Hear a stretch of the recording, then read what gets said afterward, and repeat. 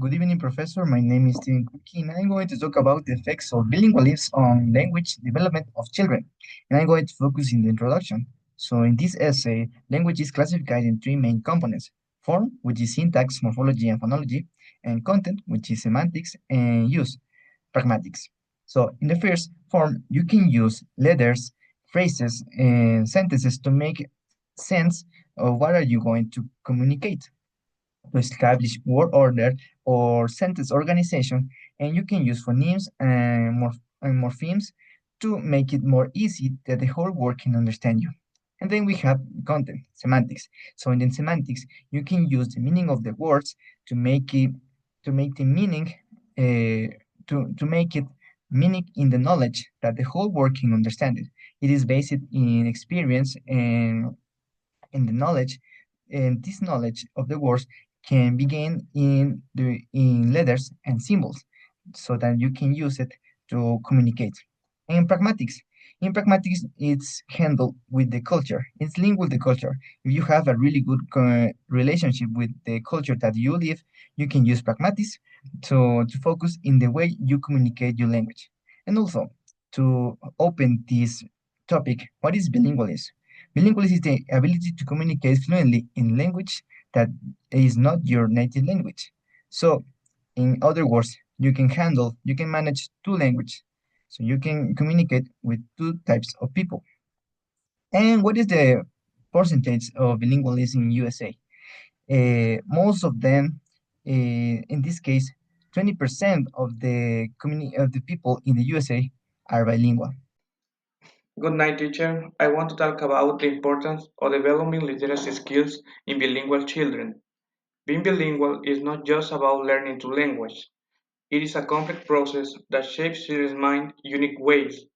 Bilingual children develop greater cognitive flexibility, better problem-solving skills, and a deeper understanding of diverse cultures. However, this potential can only flourish if they receive the right support.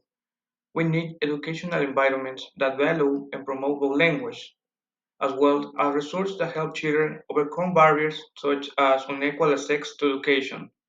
When we encourage bilingualism, we do not just create more competent children, but global citizens capable of building bridges between cultures.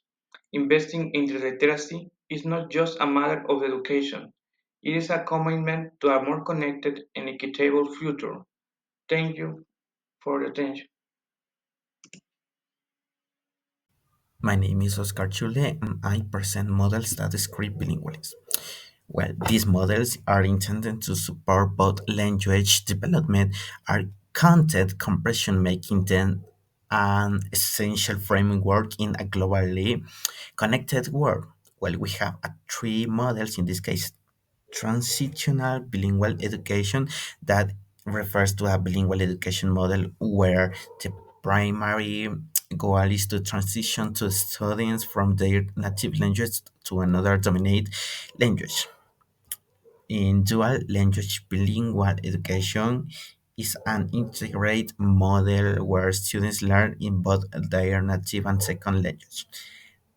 And finally, part immersion is a bilingual education where we have approach where a significant portion, but not all of the curriculum is taught in the second language, providing linguistic exposure while maintaining comfort in native language. Thanks. Good morning, teacher. Today, let's talk about the fascinating topic of bilingual and these potential benefits. First off, a beginning bilingual is often linked to better cognitive ability. For example, a study with Graces found that bilingual people were faster and visual tasks compared to monolinguals. Their performance better than faces with more distraction, showing great control of visual attention.